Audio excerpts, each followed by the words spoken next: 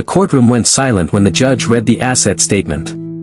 Mr. Pearson's net worth, $70. Total marital assets to be divided, $70. My wife's lawyer shot to his feet. Your Honor, there must be a mistake. We have evidence of a $600 million property portfolio. Under his mother's name, the judge interrupted. Not marital property. Mrs. Pearson is entitled to half of $70. That's $35. The sound Jessica made wasn't human. It was the sound of a gold digger watching her payday evaporate. She'd cheated with her ex for 2 years. Planned this divorce down to the last detail.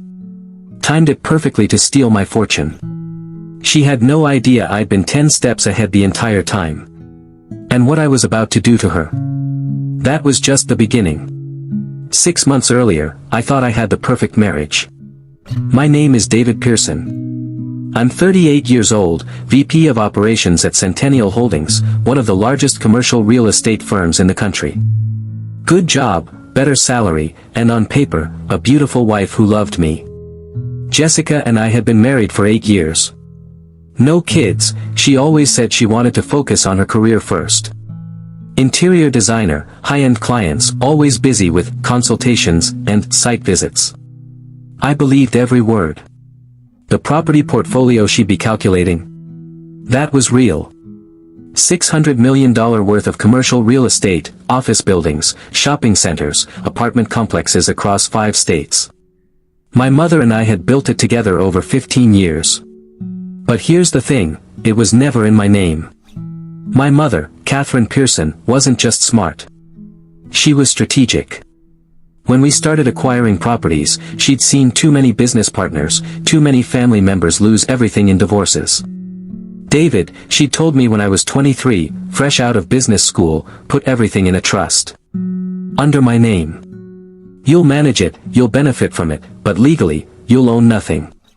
Mom, I'm not even dating anyone. Yet. But when you do, you'll thank me. I'd thought she was being paranoid. Turned out she was being prophetic. On paper, I was worth exactly $70. That was my personal checking account. Everything else, the real money, the properties, the investments, belonged to the Catherine Pearson Family Trust. I earned a $240,000 salary from Centennial Holdings. Good money, but nothing compared to the portfolio. That salary went into joint accounts, paid for our lifestyle, our house, our cars. Jessica knew I helped manage my mother's properties. She knew Mom was wealthy. But she'd always assumed I had my own stake, my own fortune tucked away. She was wrong. And 6 months ago, I found out exactly what she'd been planning to do about it. It started with a laptop left open. I came home early one Tuesday. Meeting got cancelled, decided to surprise Jessica with takeout from her favorite Italian place. The house was empty. Her car was in the driveway, but she wasn't home. Probably walked to a neighbor's, I figured. Her laptop was on the kitchen counter, open, unlocked. I wasn't trying to snoop. I was just going to close it. Save the battery. Then I saw the email subject line, divorce settlement projection. My stomach dropped. I sat down. Read the email. Then the one before it. Then the entire thread going back 6 months. Jessica had been planning this divorce with the precision of a military operation. She'd hired a divorce attorney, a shark named Morton Vicks, known for bleeding wealthy husbands dry. The emails laid out her strategy in cold, calculated detail. Wait until David's promotion goes through, rumored to be coming in Q4. File for divorce immediately after promotion increases his compensation package. Claim half of all marital assets and future earnings. Estimated settlement, $300 million based on David's assumed 50% stake in the property portfolio. There were spreadsheets. Budgets for her post-divorce lifestyle. Plans to buy a penthouse in Manhattan. A villa in Tuscany. But that wasn't the worst part. The worst part was the other email thread. The one with her ex-boyfriend, Kyle Brennan. Subject line, can't wait to be done with him. I opened it. Felt my heart crack with every line. Jessica, 2 more months, baby. Once the divorce goes through, we're set for life. Kyle, you sure he's worth that much? Jessica, his family owns half the commercial real estate in the tri-state area. I've been married to a gold mine for 8 years. Time to cash out. Kyle, what if he fights it? Jessica, he won't. He's too nice. Too trusting. He'll roll over like he always does. The messages went back 2 years. 2 years of affair. 2 years of planning. 2 years of her sleeping next to me at night while texting him about their future together. Photos. Hotel receipts. Details I didn't need to see but couldn't stop reading. She'd played me perfectly. The loving wife. The supportive partner. All while bleeding me dry and planning her exit. I sat there for an hour, reading everything. Every lie. Every betrayal. Every cold, calculated move. Then I heard her car pull up outside. I closed the laptop. Put it back exactly where I found it. Went upstairs, changed clothes, came back down like nothing had happened. Hey babe. Jessica walked in, kissing my cheek. Didn't expect you home so early. Meeting got cancelled. Brought Italian. She smiled. That same smile I'd fallen in love with 9 years ago. Now it just looked fake. You're the best. We ate dinner. She talked about her day, her client, her plans for the weekend. I nodded, smiled, played along. But inside, I was already planning. If she wanted a war, I'd give her one. The next morning, I called my mother. We need to talk. In person. Today. Mom heard the tone in my voice. I'll meet you at the office in an hour. I drove to the building we owned in downtown, a 12-story office complex, fully leased, worth about $45 million. Mom's office was on the top floor. She took one look at my face and poured 2 glasses of whiskey. 10 a.m. be damned. What happened? I told her everything. The emails. The affair. The divorce plan. The $300 million she thought she'd be taking. Mom's face went cold. That expression I'd seen a handful of times in my life. When business partners tried to cheat us. When contractors thought they could cut corners. When anyone made the mistake of underestimating Catherine Pearson. She has no idea the properties are in the trust. None. She thinks I own half of everything. Thinks she's about to be worth $300 million. And your salary? The joint accounts? She'll get half of whatever's in there. Maybe $80,000. The house is paid off, in both our names. She'll get half the equity. Call it $200,000. Total, she's walking away with maybe $280,000. Mom smiled. Sharp, predatory. She's planning to divorce you after your promotion. That's the plan. She thinks it'll increase my compensation, give her a bigger settlement. When's the promotion supposed to happen? My boss, Richard, has been hinting at it. VP of Strategic Acquisitions. Big raise, stock options, the works. Probably in the next month or 2. Mom leaned back in her chair, thinking. Here's what you're going to do. Nothing. Nothing. Let her file. Let her think she's winning. Don't fight the divorce. Be the nice, compliant husband she expects. Sign whatever papers she puts in front of you. Mom. Trust me. When she finds out she's getting $35 instead of $300 million, that'll hurt worse than anything you could do to her now. Let her destroy herself with her own greed. I wanted revenge. Immediate, brutal revenge. But Mom was right. The best revenge wasn't what I'd do to her. It was watching her do it to herself. What about Richard? I asked. The promotion? Talk to him. Explain the situation. If he's smart, he'll understand. Richard Holloway was 61, built Centennial Holdings from a single property to a $2 billion empire, and treated me like the son he never had. I'd been with the company for 12 years. Started as an analyst, worked my way up, proved myself on every deal. Richard had been grooming me for senior leadership. The promotion to VP of Strategic Acquisitions wasn't just a title.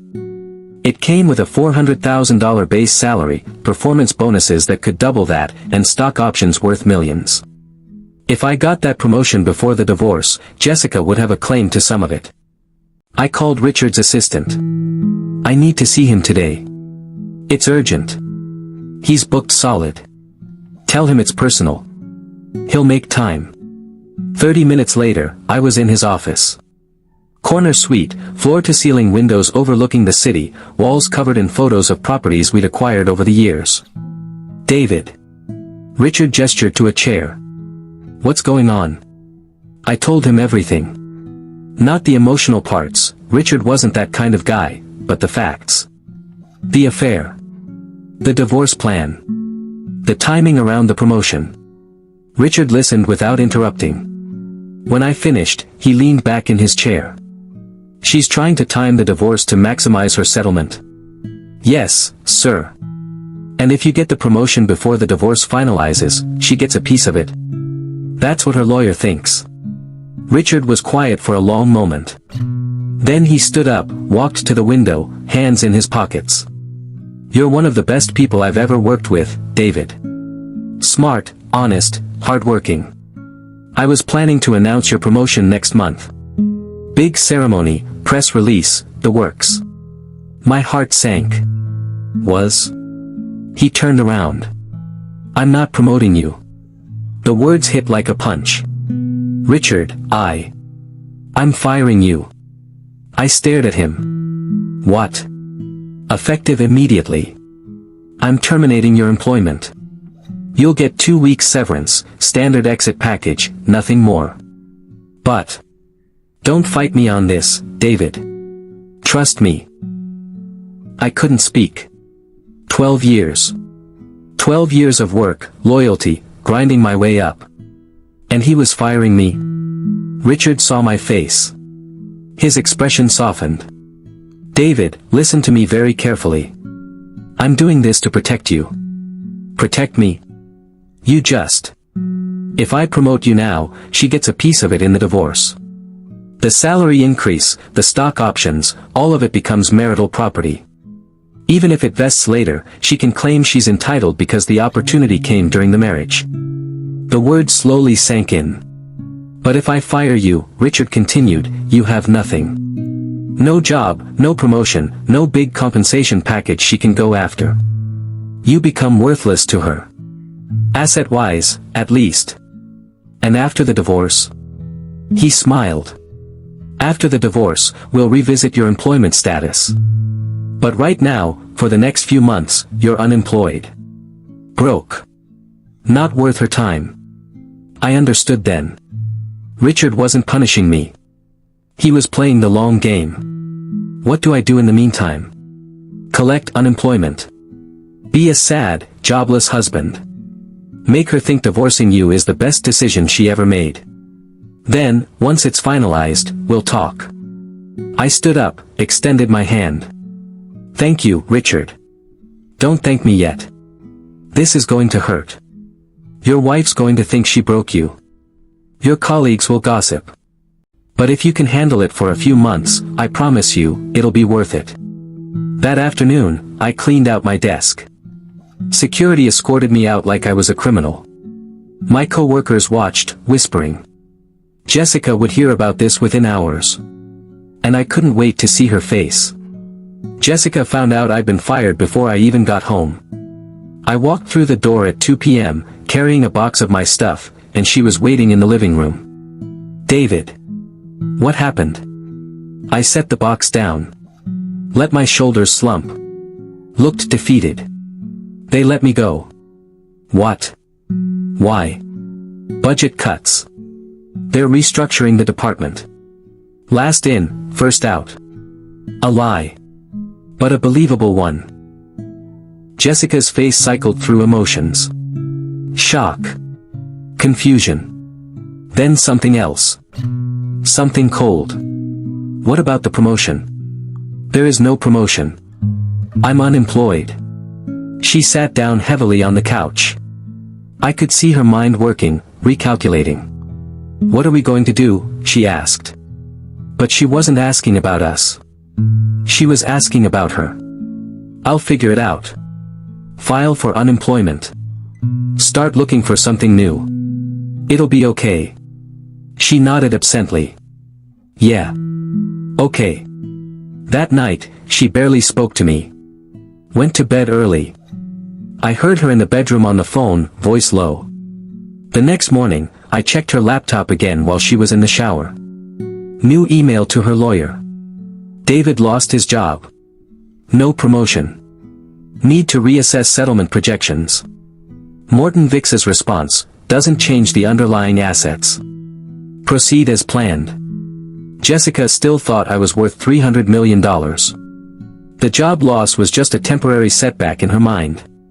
She had no idea what was coming. Over the next 3 weeks, I played the part perfectly. Moped around the house. Applied for jobs. Acted depressed. Let her see me struggling. She grew colder. More distant. Stopped pretending to care. Then one morning, I found the divorce papers on the kitchen counter. A sticky note on top, "I think we both know this isn't working anymore. My lawyer will be in touch." She'd already moved out. Packed her things while I was out job hunting. Left her key and her wedding ring next to the papers. I sat there, looking at the documents. Petition for dissolution of marriage. Grounds, irreconcilable differences. Asset division requests, 50% of all marital property, 50% of retirement accounts, 50% of home equity, spousal support to be determined. I signed them that day. Didn't fight a single line. Mailed them back with a note, "You're right. I hope you find what you're looking for." The divorce hearing was set for 6 weeks later. Jessica showed up in designer clothes, her lawyer in an expensive suit, both of them looking confident. Ready to carve me up and take their share. I showed up in jeans and a button-down. No lawyer. Couldn't afford one, I'd told the court. Representing myself. Jessica's lawyer, Morton Vicks, smelled blood in the water. The judge, a stern woman in her 60s named Margaret Chen, reviewed the filings. "Mr. Pearson, you're representing yourself?" "Yes, Your Honor. Can't afford an attorney right now." Jessica suppressed a smile. "Very well. Mr. Vicks, please present your client's case." Vicks stood. "Your Honor, this is a straightforward division of marital assets. Mrs. Pearson is seeking her entitled 50% of all property acquired during the marriage. We have documentation of Mr. Pearson's involvement in a real estate portfolio worth approximately $600 million. "Objection," I said quietly. The judge looked at me. "Grounds?" "That portfolio isn't mine, Your Honor. It belongs to the Catherine Pearson Family Trust. My mother is the sole trustee and beneficiary. I manage the properties, but I have no ownership stake." Vicks's face reddened. "Your Honor, that's a transparent attempt to hide assets." "I have documentation," I said, pulling out a folder. The trust documents, showing it was established 15 years ago, long before my marriage. Tax returns showing I report zero income from the properties. Bank statements showing all revenue goes directly to the trust. I walked forward, handed the documents to the bailiff, who passed them to the judge. Judge Chen reviewed them silently. 1 page. 2 pages. 5 pages. Finally, she looked up. "Mr. Vicks, your client was aware Mr. Pearson didn't own these properties?" Vicks stammered. We were led to believe. "What Mr. Pearson does for a living is separate from what he owns," Judge Chen said coldly. "These trust documents are ironclad. Continue." Vicks shuffled his papers. "Fine. Then we request 50% of his employment income, retirement accounts, and the marital home." "I was fired 6 weeks ago," I said. "No current employment income. Retirement account was emptied to pay bills after losing my job. Total remaining, $3,200. The house has $400,000 in equity." Jessica's face went pale. This wasn't how this was supposed to go. And your personal bank accounts? Vix asked desperately. Joint checking, $8,000. My personal account, $70. The courtroom was silent. Judge Chen looked at Jessica. Mrs. Pearson, did you verify any of this before filing? Jessica's mouth opened. Closed. He always said his family was wealthy. His family is. He isn't. Judge Chen's voice was ice. This court deals in facts, not assumptions. She reviewed the paperwork one more time. Here's my ruling. Mrs. Pearson is entitled to 50% of all marital assets. That includes 50% of the joint checking account, $4,000. 50% of the marital home equity, $200,000. 50% of Mr. Pearson's personal account, $35. And 50% of the retirement account, $1,600. Total settlement, $205,635. The number hung in the air. Jessica stood up. That's impossible. He's worth. On paper, he's worth $70, Judge Chen interrupted. Everything else belongs to a trust you have no claim to. If you have evidence of hidden assets, present it now or accept this ruling. Vix whispered frantically to Jessica. She was shaking. Face red. Eyes filling with tears of rage. We accept, Vix said quietly. Good. Divorce granted. Mr. Pearson, you're free to go. I stood up. Looked at Jessica one time. She was crying now, mascara running, the reality crushing her. She'd gambled everything on this divorce. And she'd lost. I walked out of that courtroom and didn't look back. The divorce finalized on a Friday. The following Monday, my phone rang. David. It's Richard. Can you come to the office? Sure. When? Now. I drove to Centennial Holdings, walked through the lobby I hadn't seen in 3 months. People stared. Whispered. Richard's assistant smiled at me. Go right in. Richard was at his desk, grinning. Divorce finalized. Friday. Good. Sit down. I sat. Richard slid a folder across the desk. Your new employment contract. I opened it. Read the title. Executive Vice President of Strategic Acquisitions and Development, *. Not just VP. Executive VP. Richard. Keep reading. Base salary, $650,000. Performance bonus, up to 150% of base. Stock options, 50,000 shares, vesting over 4 years. Total compensation, potentially over $1.5 million per year. You're making me the highest paid employee under you. You earned it. The Turner deal you structured before I fired you. Closed last week. $80 million acquisition. Biggest deal of the quarter. That was all you. I stared at the contract. There's more, Richard said. You're also getting a seat on the board. And I'm putting you in charge of the new development division. Budget, $200 million for the next 3 years. Richard, I don't know what to say. Say yes. I signed the contract. Right there. No hesitation. Welcome back, David. Or should I say, welcome to the executive team. That night, I called my mother. It's done. Divorce finalized. Job back. Promotion secured. Good. Now for the fun part. Fun part. Making sure she knows what she lost. The news about my promotion hit the industry press 2 days later. Centennial Holdings promotes David Pearson to Executive VP *. Dealmaker Pearson returns to firm after brief sabbatical, takes highest position under CEO *. The article detailed my compensation package, my track record, my role in major acquisitions. Jessica saw it.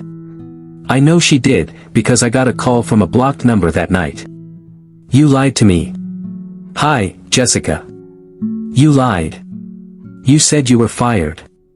You said you had nothing. I was fired. Then I got rehired. After the divorce. You planned this. You and your boss. You took away everything I deserved. Deserved? My voice was cold now. You cheated on me for 2 years. You planned this divorce like a heist.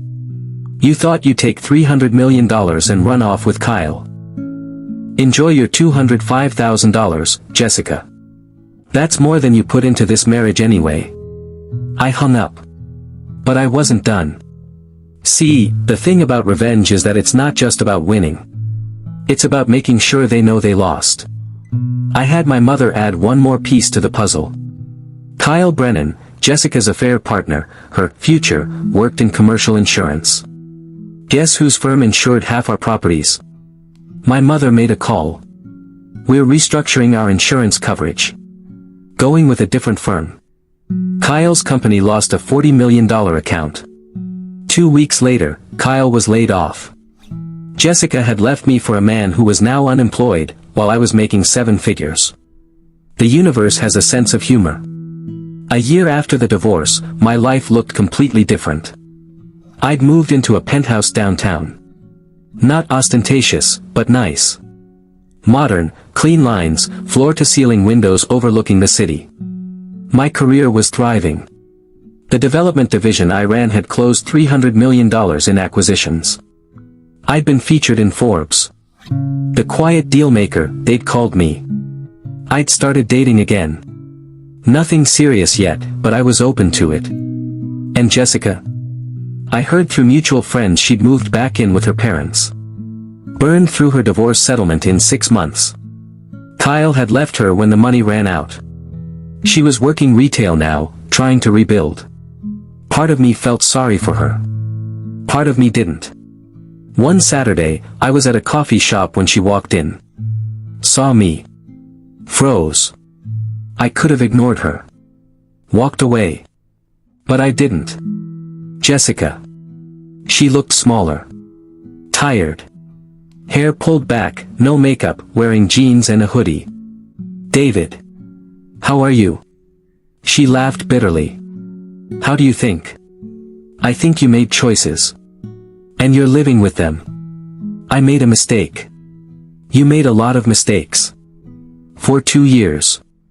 She sat down across from me without asking. I was stupid. I thought. I don't know what I thought. That money would make me happy. That Kyle was better than you. And I was wrong. About everything. I could have rubbed it in. Could have listed all the ways her life had fallen apart while mine had flourished. But I didn't. I hope you figure it out, Jessica. I really do. Do you ever think about us? About what we had? Sometimes. But then I remember what you did. And I realize what we had wasn't real. At least not for you. She started crying. Quiet tears. Real ones, I think. I'm sorry, she whispered. For all of it. I know. I stood up. Left money on the table for her coffee. Take care of yourself. I walked out. Didn't look back. Because here's the thing about revenge, the best kind isn't what you do to them. It's what you do for yourself after they're gone. The story could end there. Justice served. Villain defeated. Hero triumphant. But that's not the real ending. The real ending came 6 months later, when I met someone new. Emma. A financial analyst, smart, funny, independent. She didn't care about my job or my money. She cared about who I was when none of that mattered. We moved slow. Coffee dates. Long walks. Conversations that lasted hours. Tell me about your ex, she said one night. I told her the whole story. The affair. The divorce plan. The courtroom reveal. The revenge. She listened quietly. Do you still think about her? Emma asked. Sometimes. But not the way you think. How then? I think about how close I came to losing everything. How if my mother hadn't set up that trust, Jessica would have taken half my life's work. How if Richard hadn't fired me, she would have gotten a piece of my promotion. But she didn't. No. She didn't. Emma took my hand. You know what the best revenge is? What? This. Right here. Being happy. Building something real. Living well. She was right. Jessica had wanted my money. My status. My lifestyle. But she'd never wanted me. Emma did. And that was worth more than any courtroom victory.